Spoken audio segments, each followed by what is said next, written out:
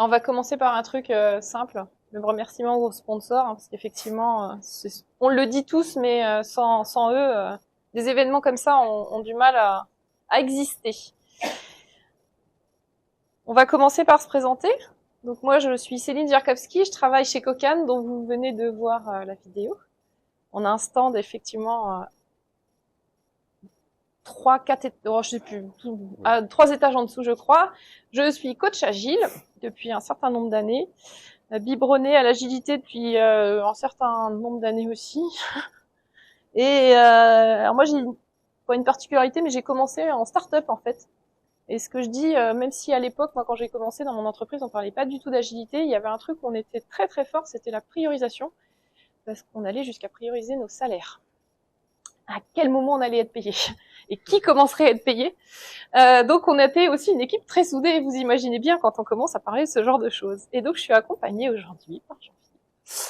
Bonjour à toutes et à tous, donc Jean-Philippe Doué, je suis coach Lean et Agile, je le mets dans cet ordre parce que j'ai commencé par le Lean et ensuite par l'Agile, mais mon cœur bat très fort pour le Lean. Ça fait 12 ans que je pratique le Lean et que je coach, et en fait j'ai démarré ma carrière comme développeur, j'ai fait toute la chaîne classique de chef de projet, directeur de projet, et je me suis orienté vers la qualité finalement assez tôt. Et c'est en 2012-2013 que j'ai rencontré le Lean, et c'est, à mon sens, l'un des rares moyens de pouvoir aider réellement les équipes sur le terrain à s'améliorer. Et j'ai une casquette neurosciences depuis 8 ans que je combine avec le Lean, et depuis 3 ans une casquette risques psychosociaux. Et en fait, je travaille à mêler les trois pour démontrer comment le Lean, compris par les neurosciences, permet d'aider les équipes à réduire leurs risques psychosociaux. Alors aujourd'hui, au-delà du titre un peu provocant, on va chercher à comprendre, à vous expliquer, c'est comment on est capable, avec le standard de travail, à transférer de la compétence, la bonne compétence, pour développer tout ce qui est apprentissage, autonomie, tout en réduisant les risques psychosociaux. On le montrera un peu à la fin. Vous verrez, je vous partagerai un lien où vous pourrez aller voir une vidéo où j'explique de manière plus précise ce lien avec les risques psychosociaux. Petit bond en arrière. On va faire un petit bond en arrière, on va aller aux sources et aux origines du standard de travail qu'on peut avoir dans le Lean. Donc on va remonter déjà on va aller voir une vidéo de 1944 qui a été publiée par le TWI, pour ceux qui connaissent, Training Within Industry. C'est une vidéo qui est en anglais. On a les sous-titres en anglais. Par contre, pas terribles les sous-titres. Si vous comprenez pas l'anglais, c'est pas grave. Regardez la vidéo. C'est le plus important en fait dans ce qu'on vous présente.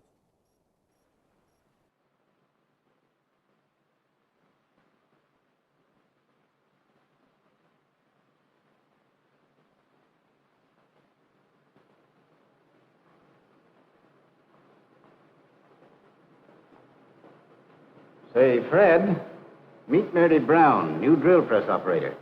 Mary, this is Fred Yates. Hello. How do you do? I've introduced Mary around, so get her started, will you? I've got to go check that new EO that's coming through. Fred will take care of you.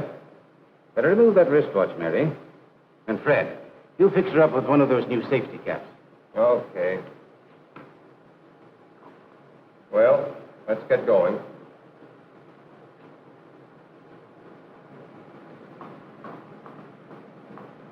Well, there's your machine. It's all set up. Here's the material you're working on. Now all you've got to do is put each tube in the jig with the threaded end at the open end of the jig. Tighten up on your thumb screws. Hold the jig solidly under the drill. Put a little oil on the drill. And when you start drilling, ease up on the handle so the part won't climb the drill and bust it. Okay? Well, I guess I... Swell, go to it. I'll be back in a little while. Oh, and by the way, read your safety book before you start to operate.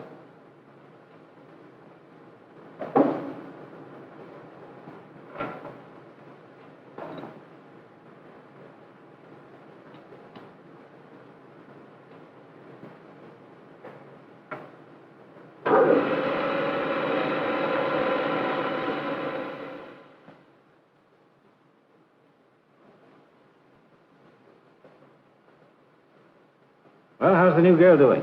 Okay, I got her started about 20 minutes ago. Fast work. Well, she seemed pretty smart. Ok. Alors, selon vous, comment se déroule la prise en main du poste de travail de Marie?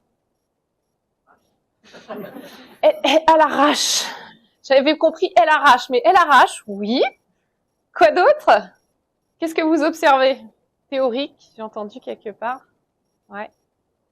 Donc effectivement, si on regarde factuellement ce qui se passe, Fred, le responsable, explique à l'oral rapidement ce qu'il y a à faire, lui tend un livret et roule ma poule, tu vas commencer à travailler sur ton boulot.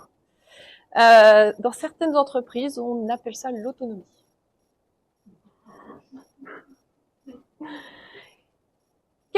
Alors, attendez, comme j'ai eu mon problème de son, hop là. À votre avis, comment Marie se sent-elle? Confiante. Ouais, c'est parti. Confiante, oui. Ouais, elle a un regard qui va un peu dans tous les sens, elle est un peu perdue et elle se démonte pas quand même, hein, parce qu'elle se met à la machine et elle s'y met. Effectivement, elle se lance. Alors, on vous présente la brute. Donc la brute, effectivement, cette personne qui donne le minimum d'instructions et qui vous laisse tranquillement prendre en plein votre poste de travail, comme vous le pouvez, hein, évidemment. Alors on va continuer un tout petit peu la vidéo. Guess I better check up on her, though, to see how she's making out.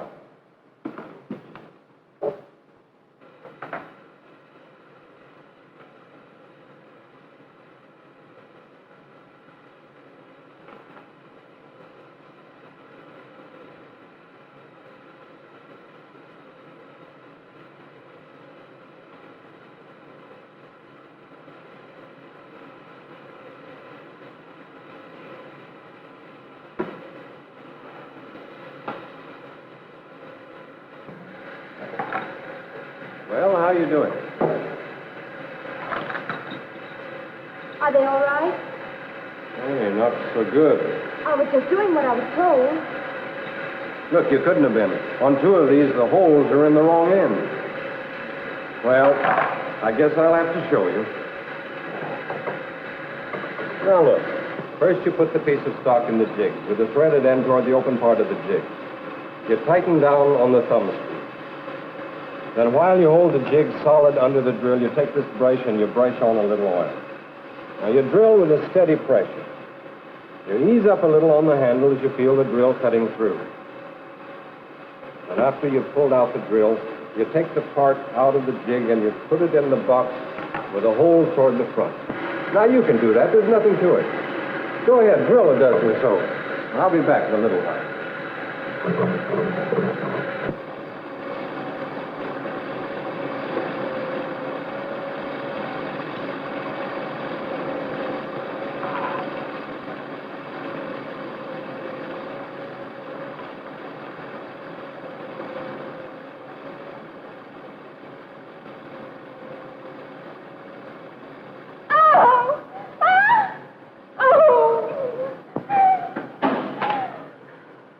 I guess you'd better take a rest. What's the trouble? Nothing at all. The part climbed the drill, that's all. Of all the dumb bunnies. Now we've got to get another operator. I thought you said you got her started okay. Well, I told her and I showed her. What more could I do? I'm afraid there's a little more to it than just telling and showing. But look, Fred, why don't you watch Bill? He's a darn good instructor. Or maybe some of the other boys who are older hands at the game. Alors, qu'est-ce qui se passe dans cette deuxième séquence? Qu'est-ce que vous avez observé des différentes étapes? Petit effort de... Effectivement, léger. Après lui avoir dit qu'elle n'avait pas fait un bon boulot. Il lui montre, il lui donne les instructions. Il en a donné un peu plus que la première fois. D'accord. Elle semble pas plus rassurée, effectivement, quand elle reprend la machine en main. Et la dernière partie, elle se blesse, ou en tout cas, elle a du mal, effectivement, à aller sur la... On voit pas bien si elle se blesse ou c'est juste que la machine coince, elle est un peu en panique, effectivement. Oui, et le Fred, c'est quoi son comportement à lui? Elle est Alors, un peu bête. Ouais. Oui, Ouais. 2 fois quand même. Mais oui. Donc il arrive en mode contrôle. Je viens vérifier le travail qui a été fait. C'est pas correct. Je te remontre rapidement. Et à la fin, quand il y a son manager, en fait, elle se brûle parce que en perçant, elle tient la pièce et la pièce chauffe avec le forêt. Et en fait, on voit bien que face à son manager, il se remet pas en cause et c'est la faute de la collaboratrice. Si ça se passe ainsi. Pardon? Ouais, alors on verra après. En 1944, il y avait une raison particulière. Hein, Oui. Vous l'avez évoqué hein, sur le comment elle se sent. Hein. Elle perd de confiance, elle est en stress. Est-ce que je vais y arriver? Bah non. Finalement, c'est pas fait pour moi. Il y a une forme de culpabilisation de ne pas arriver à faire le travail. Bon, là on vous présente le truand. C'est toujours la même, mais toujours le même, pardon, mais dans une posture un peu différente. Donc, ce qui est, on voit bien dans cette vidéo, c'est le manque de remise en cause du responsable, du manager, en fait, du responsable d'équipe. Je ne cherche pas à me poser la question de ce qui est arrivé à la personne et pourquoi c'est arrivé à la personne. Et ça, c'est quelque chose d'important et qu'on cherche aujourd'hui à changer. Enfin, déjà en 1944, ils cherchaient à le changer. Revenons à Agile en Seine, dans cette belle journée ensoleillée de mardi, même s'il fait... On a de la chance, c'était prévu dans le texte, ouais. Il fait beau. On avait prévu le soleil dans le texte. Donc, entre 1944 et 2025, il y a quand même un certain nombre d'années qui sont passées, hein, un peu plus de 80 ans. Et pourtant, on voit que des situations comme ça, elles existent encore. Pas simplement, là c'est le cas d'une usine, on va dire, hein, mais dans des métiers comme les nôtres, on peut aussi les rencontrer. Alors, on s'est demandé avec Jean-Philippe, pourquoi on en est toujours là aujourd'hui? À votre avis, est-ce que vous avez des petites idées? On juge que ce serait une perte de temps de le faire, j'aime bien, et je reviens sur la formulation, on n'a pas le temps de le faire. D'accord, c'est un choix quelque part de pas le faire. Un choix parce qu'on a des priorités, on n'a pas priorisé ça. En tout cas. Oui, je rajouterai un point ici. Aujourd'hui, dans la tête de beaucoup de managers, prendre du temps pour former quelqu'un, c'est considérer que la personne n'est pas productive. Faire de l'amélioration continue, c'est considérer que la personne n'est pas productive. Donc pourquoi, que ce soit en agile ou en ligne, pourquoi les entreprises ont du mal à laisser du temps aux équipes pour apprendre, pour regarder un petit peu dans le rétroviseur, savoir ce qui s'est passé, partir d'indicateurs pour apprendre et s'améliorer?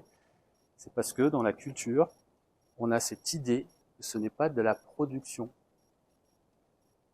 Or, si vous ratez tout ce qui est phase d'apprentissage, vous aurez de la non-qualité directe. Donc, dans l'agilité, c'est on veut bien mettre des rétros, mais pas plus d'une heure toutes les 3 semaines. C'est le moment sacralisé pour l'amélioration continue.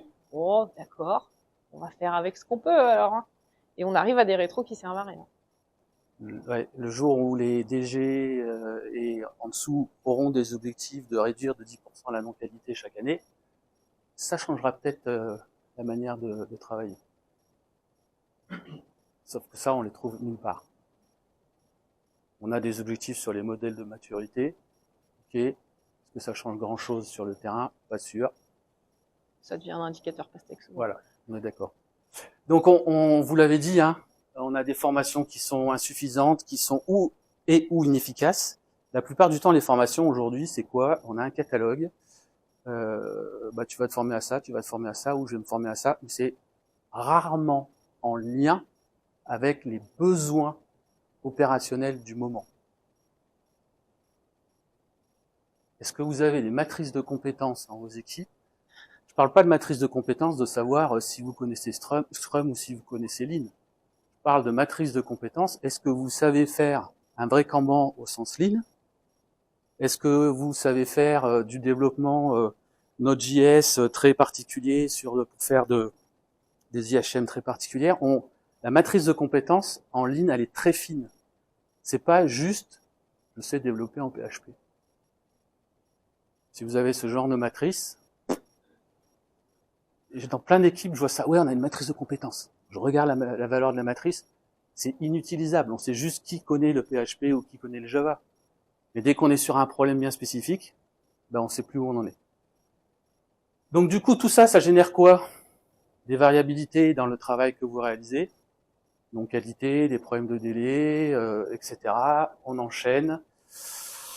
Et donc on arrive où on se retrouve, les équipes se retrouvent en surcharge d'activité, où on a les équipes mode pompier. J'ai fait 23 ans en ESN, 24 ans en ESN. Je peux vous dire que les équipes mode pompier, j'en ai vu passer quelques-unes. C'est ceux qui savent tout, ils vont apprendre à la population entière à travailler, mais au final, ça, ils existent toujours, les mode pompiers, donc je suis pas sûr que ça fonctionne correctement. Et qu'est-ce qui se passe vers septembre-octobre dans les boîtes? Ah non. Ah, on T'as a plus de septembre, budget pour la octobre. fin de l'année, allez, on va couper les formations. Et avril-mai aussi maintenant. Il y a une Ouais. deuxième coupe budgétaire.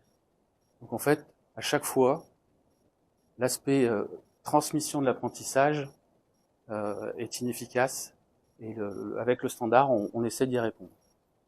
Alors, on va être honnête, hein. On a tous été, ou on peut tous être, une brute ou un truand. À titre personnel, j'ai quelques souvenirs au début de carrière, ou quand j'avais un nouveau collègue qui arrivait, j'étais pas la personne la plus patiente pour lui expliquer le travail qu'il était censé faire avec moi. J'avais mon propre travail à faire, donc je ne prenais pas forcément le temps de lui expliquer. On a des contextes perso qui font que des fois, on va pas forcément, encore une fois, être la personne la mieux à même d'accompagner. Souvent, c'est que c'est aussi pas cadré ou pas vraiment bien cadré, effectivement, et donc de nous-mêmes, on prend pas ce temps-là et on prend pas le temps nécessaire pour aller faire ça. Donc, aujourd'hui, notre idée, c'est de se dire comment, à chacun de notre niveau, on peut éviter d'être une brute ou un truand. Et on ne dit pas que c'est simple. Non. Alors, ce qu'on aimerait vous montrer, c'est qu'avec avec le TWI et le Lean, on peut faire différemment.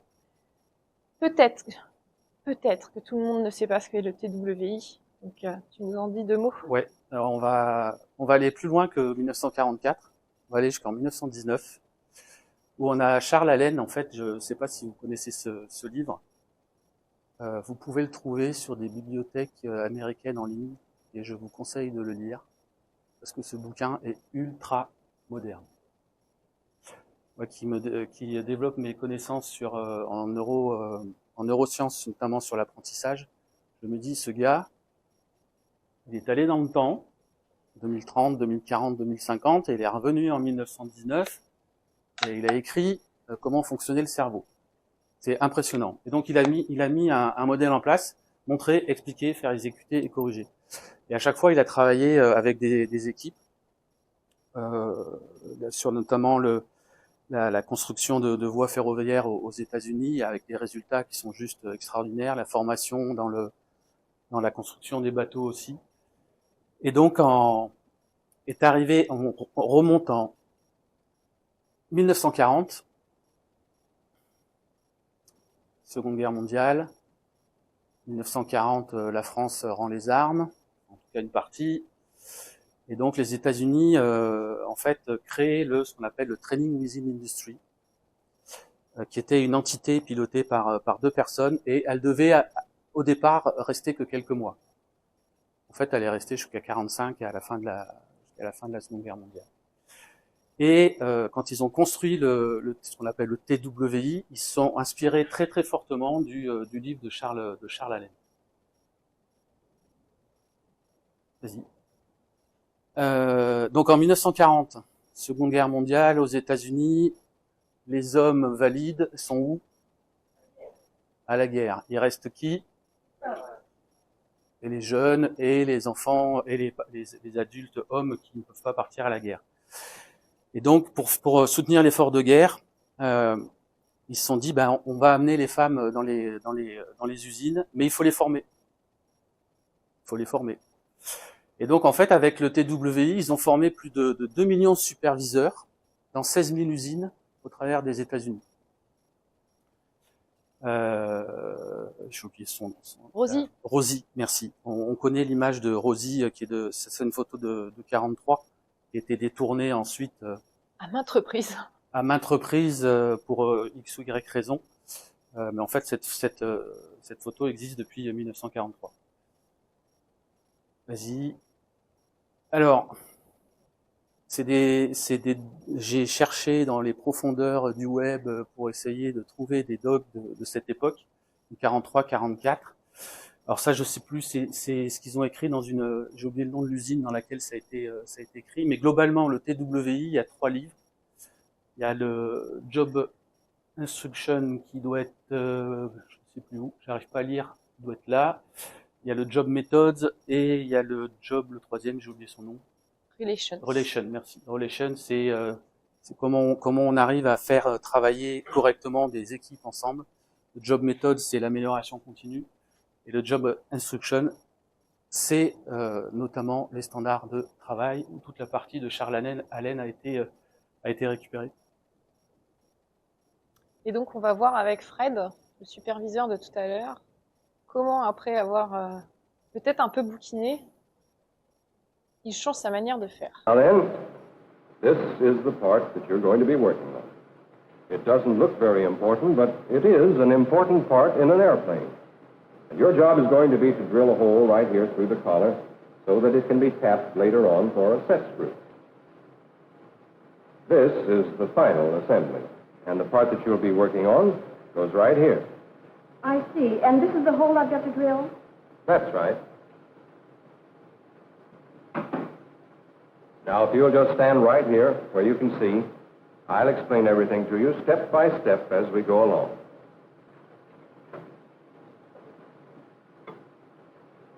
All set? All set. First, you fit the piece in the jig with the collar fitting snugly in the wider portion of the recess.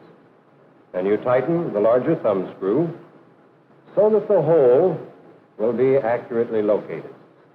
Then tighten the smaller thumb screw so that the work will be securely held in the jig. Now, you already know how to start and stop the machine. You start it with the pedal at the right and stop it with the pedal at the left.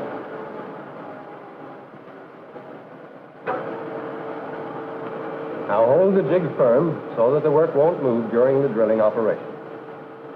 Take this brush and put a little oil on the drill. We use oil to keep the end of the drill from burning and to wash away the chips from the hole as the drill cuts through.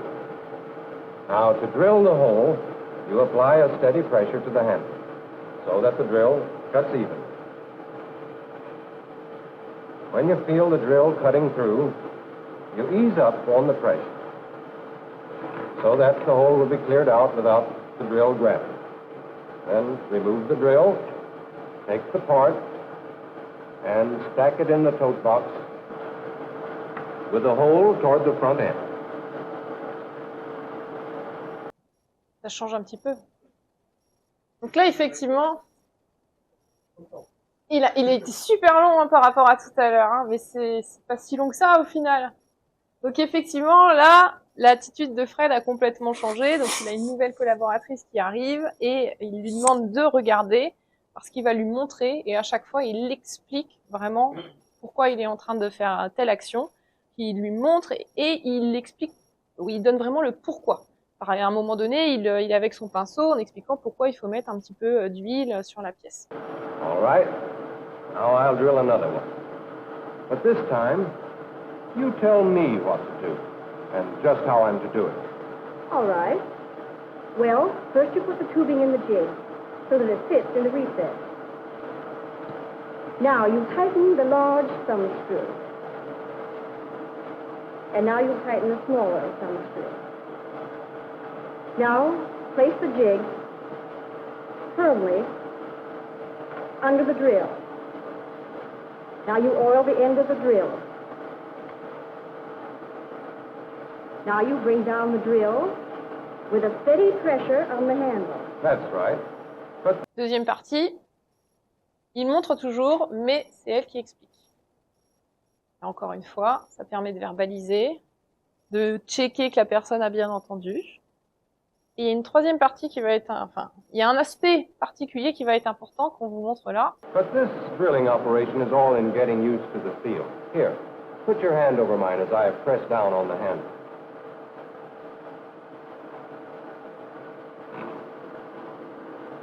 Now it's just beginning to come through. Feel the difference in the pressure? And so you ease up on the pressure. That's right. Now you remove the... Donc là, effectivement, à votre avis, visuellement, qu'est-ce qu'il fait et pourquoi il le fait, pourquoi c'est important? Ouais. Pour quelle raison? Il y a vraiment cette notion que c'est un point clé là qu'il faut bien comprendre, et la seule manière de le comprendre, c'est effectivement de faire ressentir à la personne cette fameuse pression qui permet d'enchaîner le bon mouvement. Alors en fait, c'est un principe de neurosciences. On oublie, c'est normal, c'est notre inconscient, on oublie que là, en ce moment, vos sens sont complètement actifs, tous, pendant que vous êtes en train d'écouter notre conférence. Si je vous dis, est-ce que vous vous sentez bien sur le fauteuil, et là, hop, tout de suite à l'esprit, vous avez la sensation de vos fesses sur le fauteuil. Sauf qu'avant, vous l'aviez pas. Mais le cerveau enregistre.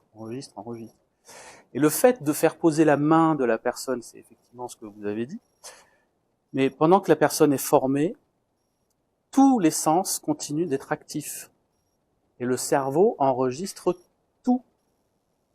Et au niveau de nos neurones, il y a un principe qui s'appelle le modèle de Hebb. Je ne vais pas rentrer trop dans les détails, sinon je vais vous perdre. Mais moi, ça me passionne.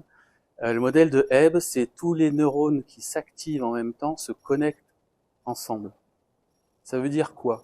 Qu'au moment où elle est en train d'apprendre à percer, elle va sentir, il y a le bruit, il y a les odeurs d'huile, etc. Elle va sentir les vibrations. Et bien en fait, ces vibrations qui sont enregistrées dans nos neurones vont se connecter avec l'information qu'elle a apprise. C'est pour ça que le système qu'a développé l'évolution permet, quand vous êtes dans la rue, par exemple, vous sentez une odeur, ça vous rappelle des souvenirs, etc. En augmentant la capacité de connexion des neurones, notre cerveau est capable de nous donner les meilleurs moyens pour réussir. Il faut se mettre dans la logique que notre cerveau a évolué pour nous faire survivre. Aujourd'hui, on détourne son fonctionnement, mais le cerveau continue de fonctionner comme ça. All right, if you'll just change places with me, we'll have you drill one. Okay. But before each move, I want you to tell me just what you're going to do and how you're going to do it. Okay. First, I put the tubing in the jig so it fits firmly in the recess. Then I tighten up on the large thumb screw and on the smaller one. Now I put the jig under the drill and hold the work firmly. I oil the end of the drill and bring down the drill with a steady pressure on the handle. That's right. Mais là, effectivement, changement de posture. Lui, il passe en observateur et c'est elle qui va exécuter, mais elle n'exécute pas simplement les gestes, elle explique ce qu'elle est en train de faire au superviseur. You've got the pattern of the job all right, and you know how to apply it. But just to make doubly sure, suppose you run through it once more, and this time, give me the reasons why. All right. First, I put the tubing in the jig so as it'll fit firmly in the recess. Next, I tighten the large thumb screw and also the smaller one. Now, I put the jig under the drill and hold the work firmly. Yes, why? So the work won't move during the drilling operation. Now, I oil the drill so as to keep the end of the drill from burning. And there's another reason. Oh, and so as to wash away the chips from the hole as the drill comes through.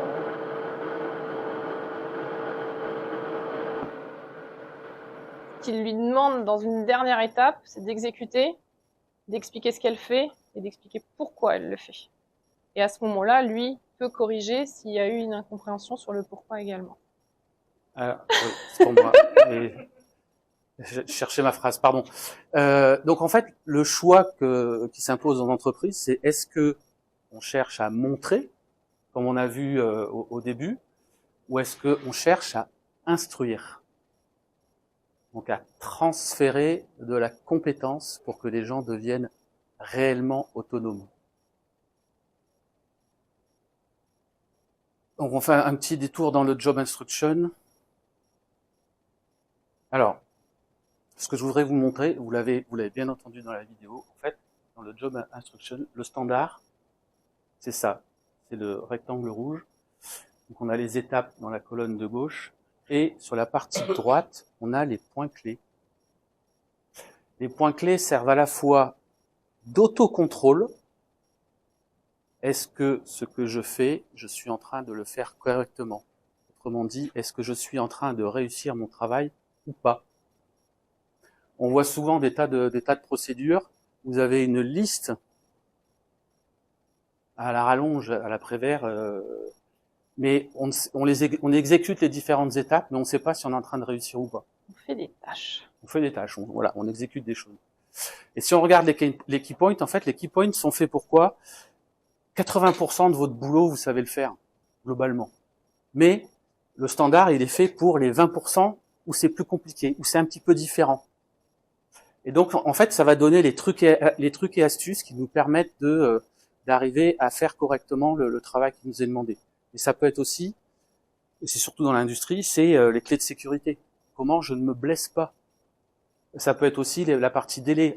Théoriquement, enfin dans l'industrie qui est bien cadencée, vous savez que vous devez réaliser une étape en temps de temps. Il y a des points clés qui nous permettent de dire il faut le faire comme ça si tu veux vraiment tenir ta cadence.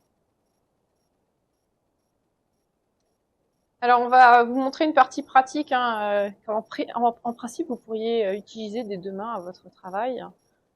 Donc, un standard, déjà, peut-être une définition.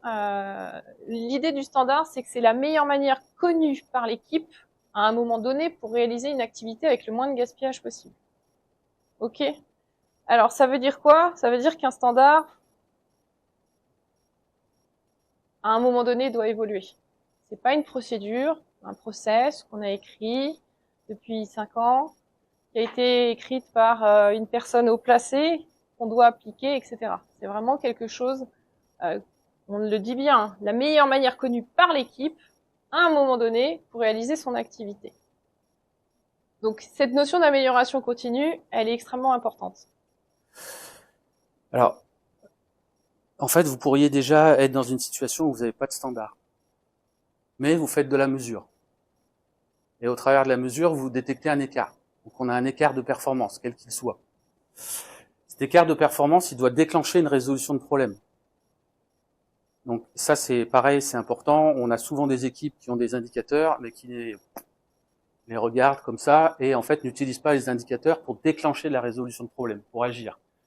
Donc on fait de la résolution de problème, qui va nous permettre d'améliorer le standard ou de l'écrire s'il n'était pas écrit. Ça peut être des fois une checklist, hein. Là on vous présente un standard un peu évolué. Et le standard de travail, dès qu'il est diffusé au sein de l'équipe, il va stabiliser, donc il va résoudre déjà l'écart de performance et il va stabiliser. Et ça se trouve, dans un prochain temps, on aura peut-être encore un écart de performance, il y aura peut-être quelque chose qui aura évolué et il faut faire évoluer le standard de travail. Ce qui est important quand dans le PDCA, la notion de acte, c'est l'apprentissage. Et l'apprentissage se fait au travers du standard. Il y a beaucoup de résolutions de problèmes où en fait on s'arrête là, au doux. Le check, ouais ça va. Donc c'est super important si vous voulez vraiment avoir des équipes qui apprennent, de faire la boucle complète de la résolution de problèmes. Alors, les standards, il y en a plein. On en a vu un tout à l'heure, effectivement. Celui-ci, il est écrit pour des électriciens qui doivent absolument apprendre à faire un nœud entre les fils, parce que si ce nœud est pas fait au moment où il y a un incendie, les assurances ne prennent pas en charge les dégâts. Donc, on voit qu'en fait, sur ce même standard, en fait, en fonction du temps, ça a évolué. Là, on a quelque chose d'assez basique, les points clés et les étapes clés et les points qu'il faut vérifier. Là, on voit que sur celui de 2016, on a des raisons qui sont expliquées. Et puis, on en a trouvé des plus modernes, qui commence à intégrer carrément des images ici pour bien montrer. Donc on rajoute un maximum d'infos qui vont aider la personne qui doit faire ce nœud dans ce cas-là pour qu'il y ait le moins d'erreurs possible. On sait que c'est une étape cruciale, qu'il faut pas la rater. Dans le job, c'est les fameux 20% qui sont un peu plus complexes et donc on l'explicite hyper facilement.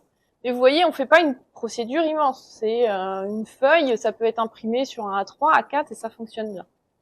On a une version également qui a été digitalisée dans une application en fait. Alors un standard, nous on vous propose un exemple de standard, vous pourrez le télécharger avec le QR code qui est là. Si vous n'avez pas le temps de le flasher, on vous le redonnera tout à l'heure. On a un certain nombre de points clés qu'on peut reprendre, donc son objectif, les outils et moyens nécessaires, l'équipement de sécurité requis, hein, si vous êtes dans un contexte où il y a de la sécurité. On peut avoir de la durée d'exécution, les points clés nécessaires pour réaliser, et puis on a du détail par la suite sur les différentes étapes. Je montre direct l'exemple. Alors là, on est sur un exemple IT. On est sur une équipe ERP, Cloud, Oracle, Finance, et on a la responsable d'équipe qui part en congé maternité. Elle a complètement le droit. Qui part en congé maternité dans 2 semaines. Et malheureusement, les 2 personnes qu'elle a dans son équipe n'ont pas pu, elles sont assez récentes et n'ont pas pu vivre une mise en production. Et en fait, elle s'inquiète de savoir comment elle peut faire pour quand elle sera pas là, pour que la mise en production se passe correctement. En fait, on l'a aidé à écrire un standard avec les différents critères qu'on a vus. Bon, il est un petit peu trop verbeux pour moi, mais c'était nécessaire dans ce cas-là. Et en fait, le pourquoi nous permet de bien voir que si je fais pas ça, je vais avoir des impacts qualité ici sur le reste du processus. Donc ça fait prendre aussi conscience les travailleurs que si on fait pas correctement son travail, on a des impacts sur le reste du processus. Alors, là, on est dans un monde industriel, mais vous imaginez que ça peut être partout. On a des principes qualité dans le Lean. Je n'accepte pas de défaut. Je n'accepte pas de défaut. Vous le gravez. Je ne produis pas de défaut. Et si jamais j'en ai produit, je ne transmets pas le défaut. Ça, c'est super important. C'est ce qu'on cherche avec le Lean, hein, c'est d'identifier les défauts au plus tôt pour pouvoir faire les résolutions de problèmes. Ça me fait rebondir sur une conversation qu'on avait en tout début où effectivement on parlait d'équipes qui passaient plus de temps à résoudre des bugs et donc plutôt que de créer de la valeur. Donc on peut imaginer qu'on pourrait appliquer ça dans notre monde aussi. Je n'accepte pas de défauts, je n'en produis pas et je ne transmets pas de bugs, par exemple, tout simplement. Alors, un bon standard de travail. Il y a quelques règles qui sont assez communes. Il doit être clair et précis. C'est vraiment sur une partie spécifique dont on est en train de parler. On l'a vu, ça doit être bref. Hein, donc, si vous commencez à prendre un processus qui est un peu plus long, forcément, vous n'allez pas être suffisamment percutant. Il doit être visuel. On l'a vu, là, tout à l'heure, il y avait des images. Mais pareil, hein, dans l'industrie, à la base, ça a été créé pour des opérateurs qui doivent pouvoir faire l'action très vite. S'ils doivent lire des tonnes et des tonnes de choses, ça va pas fonctionner. Et ça... c'est resté du coup ancré dans la définition d'un standard. Il doit être concis, on l'a vu, ça doit être sur une fiche assez... on n'a pas besoin de lire des pages et des pages. Et puis il doit être accessible dans le sens où, si on en a besoin, on doit le trouver tout de suite. On ne doit pas aller chercher pour un opérateur dans un classeur quelque part dans un bureau et dans l'IT, dans un SharePoint planqué quelque part où on ne sait pas où non plus parce qu'on en a 10 en permanence. Dernier point, on l'a évoqué tout à l'heure, il est évolutif. Si on détecte que le standard doit bouger parce que notre meilleure façon de travailler a changé, je dois aller sur cette notion d'évolution.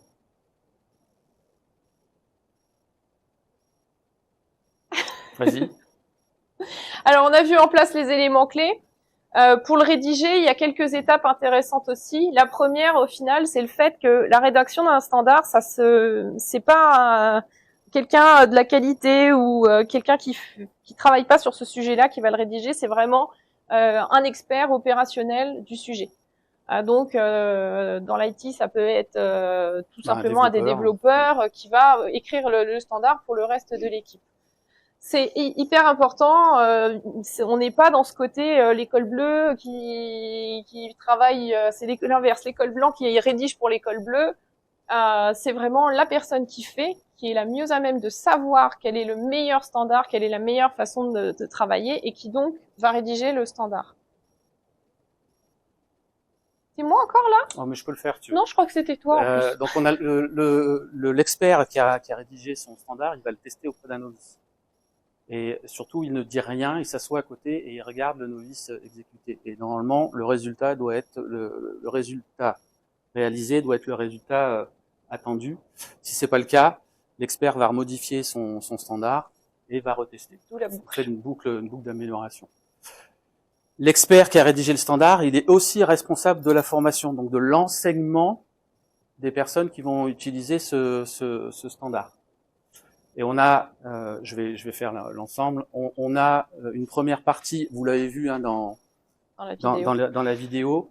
En fait, on a une première partie où c'est l'expert qui va exécuter et l'apprenant qui observe. L'expert, il exécute en expliquant les étapes, en donnant les points clés, les éléments qui permettent de ne pas se tromper, etc. Et ensuite, il y a l'inversion, vous l'avez vu aussi, c'est l'expert qui devient superviseur et c'est l'apprenant qui manipule, qui explique, qui raconte ce qu'il est en train de faire. En fait, on a dégradé la couleur sur la suite. Si l'apprenant il a besoin de 10 fois de le faire 10 fois pour avoir bien appris, il fera 10 fois. Chez Toyota, vous avez des katas. Donc les katas, c'est des ateliers où ils répètent les gestes régulièrement et ils peuvent y passer plusieurs heures s'il faut. Si nécessaire. Alors point important. On dit ça en passant. Hein. C'est de la responsabilité du formateur de s'assurer que les personnes formées sont bien formées et si elles ne le sont pas, c'est pas de la faute des personnes qui doivent se former, c'est la faute de l'instructeur. Ça change complètement le modèle et la relation formateur-formé. Les bénéfices du standard de travail. Alors, un standard, c'est une démarche effectivement qui est structurée comme vous avez pu le voir. Et en fait, elle va garantir plusieurs points.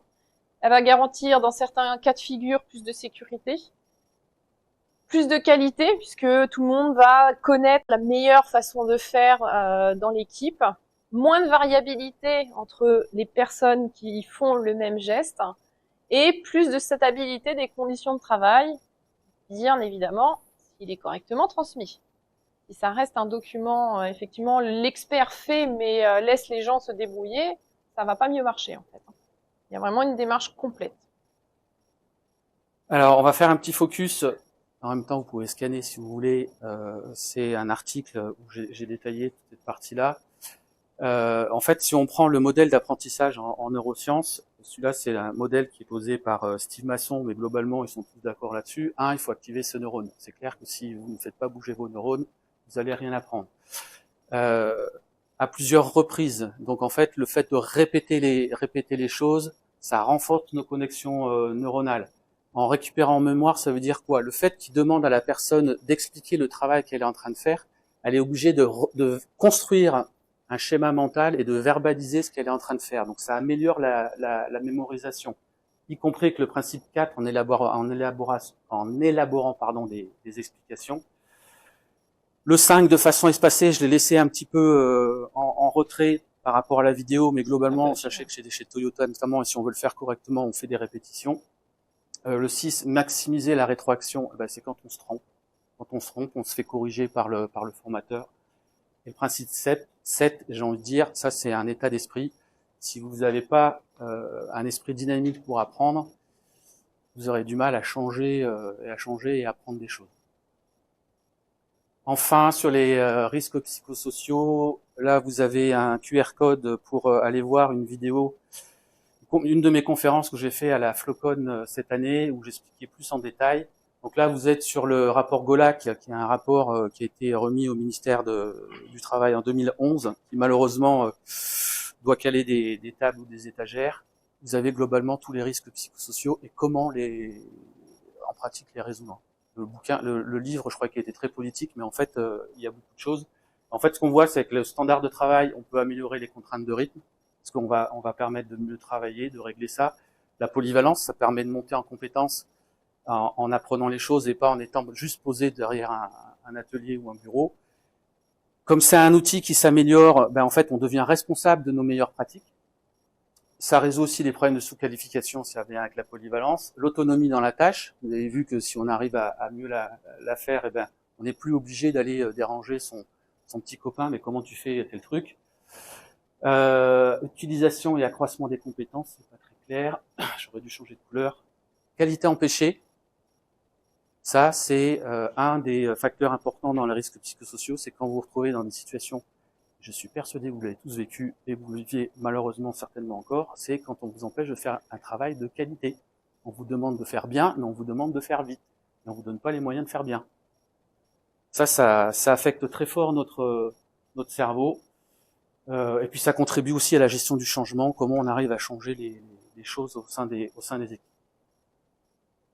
Alors, je suis persuadée que dans cette salle, on est tous experts d'un ou plusieurs sujets.